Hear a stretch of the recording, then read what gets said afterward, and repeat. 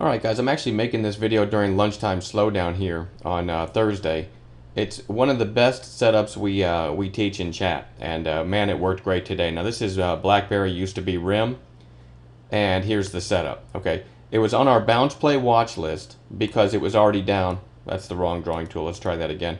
It was already down, what, 4 or 5 days in a row? Okay, so this is already an oversold condition. Then it did what we always hope a gap or a bounce play will do. It gapped down today. Alright, so let me switch to 5-minute candles and show you how we called it.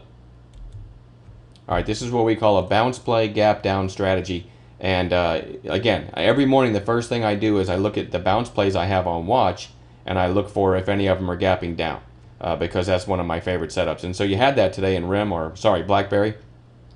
5-minute candles. Here's the open. Massive volume on the opening 5-minute candle. The call is simply a break of this 5-minute high, 1330, and the worst case stop's going to go, well, normally at the low of the day, but here's what I did. So there's the trigger,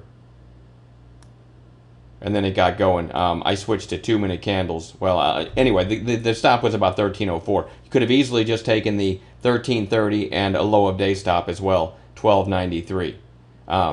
And the reason these work is because, for one, you've already got people shorting it all the way down. Then you get the gap down, and you get a bunch of people jumping in short because shorts tend to think stocks are going to zero whenever they're weak. Okay, so you sucked in a bunch more shorts in the first 5 minutes, and then when it breaks the high of the day, they're saying, "Well, wait a minute, this is going to go lower. It has to." Everyone says BlackBerry, the CEO doesn't own any shares, or whatever reason for the day.